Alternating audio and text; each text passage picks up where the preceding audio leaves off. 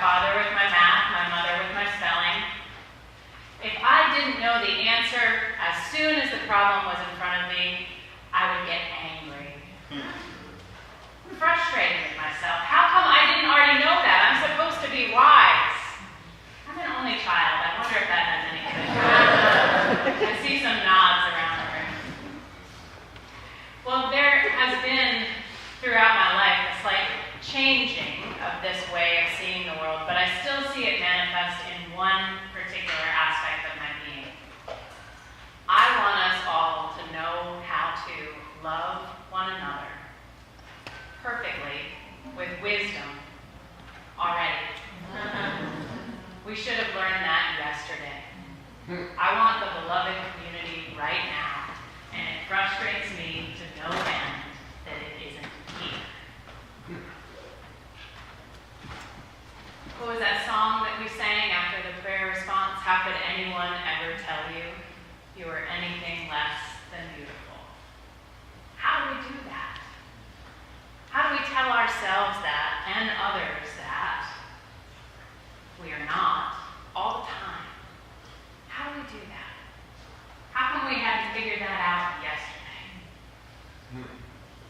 There's been a great salve and corrective to this challenge of my personality that I found in community. First, the balm, the salve. I find that in community, and this started when I was a youth in my youth group, when we were 10 people sitting on the floor together on pillows, telling one another about what we'd been through that week, and how much pain we were carrying, and how much we needed one another. I found in that youth group, with just 10 of us there sitting on the floor, that we could be the beloved community for one another, if only just for 1 hour a week. Sometimes just for 5 minutes. Sometimes just for a moment. That was the salve. That was the balm. I realized that maybe we can't do it all the time, but we can do it in moments and in spaces, and that only happened for me in the space of community. That community that we created with one another. And the corrective to my need to have things, everything done yesterday, that also happens in community. Because community is the slowest place on earth. We're going to have our annual meeting later. Let's see how slow that's going to be. But the truth of the matter is that even in that slowness, when you're working really hard to set up or clean up Connection Cafe, when you're trying to figure out how to set up membership so that we actually do talk to everybody who comes through the doors, right? When you're doing that work of the care team and that big list of all the different people that we need to reach out to, and we have to figure out, have we reached out to all of them and who's done it? When you're waiting for the sermon to be over. In all of these waiting times, in all of these spaces of process, what I've learned in that slowness, something amazing, something remarkable is happening. We are dedicating ourselves over and over again to still being together. Because it's not always easy, because we're all broken, and we're all whole.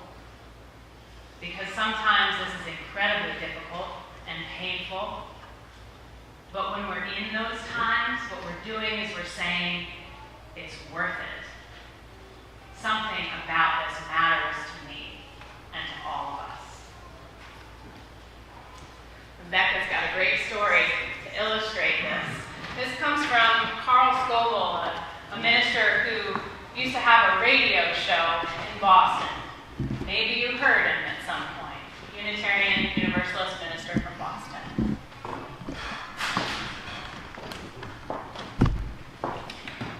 66 driving lessons and 5 road tests.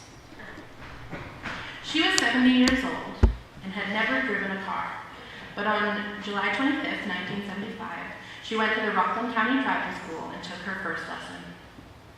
Her husband had already had heart trouble and might someday be unable to drive. If that happened, she wanted to be the one to do the shopping and take him to the doctor. She began the slow and painful process of learning to start, stop, turn, enter traffic, back up. After 5 difficult months, she took the driving test and flunked it miserably. Poor engine control, poor steering, and failure to yield the right way were the reasons given. "I made mistakes I've never made before, ever," she wrote in her diary. The examiner was a dear gentleman and was not nervous. She took the test a month later and flunked again. "I did everything wrong," she told her diary. "Demonic." In August of 1976, she resumed the lessons with the Eton Driving School and took her third road test in October. "With half the world praying for me," she told her dad. Again, she failed, for all the previous reasons, plus failure to use caution in approaching another vehicle. The examiner was raving, she noted. She took a fourth road test 2 months later and flunked that one. And on the next day, her husband was briefly, though violently sick, and me without a license to drive, she wrote. With a learner's permit, she drove home from a Christmas pageant and smashed the garage door. "When will this ever end?" she asked her diary. She took a double driving lesson the next day and parallel parked 6 times. After 3 more lessons, she took her 5th and final test on January 21st, 1977, and passed. She had spent $860 on 66 lessons, plus 5 road tests, and at the age of 71, she had her license. Her husband said, "Good, now I can have my heart attack." And 3 years later, he did. For several months, she was the one who drove to the hospital, supermarket, pharmacy, and church. When we were children, our mother told us the story of the Scotsman Robert Bruce, defeated by Danish invaders and hiding in a stone hut, who watched a spider swing again and again, uncounted times, until he could stretch the thin thread of an incipient web from one rafter to another. Instructed by the spider's persistence, Robert Bruce left the hut, gathered his men, and defeated the Danes. My mother embodied this story, but it was not just persistence that moved her, but love for the man who was her other self. Do you want to know what love is? It's 66 driving lessons and 5 road tests, and a very tough lady.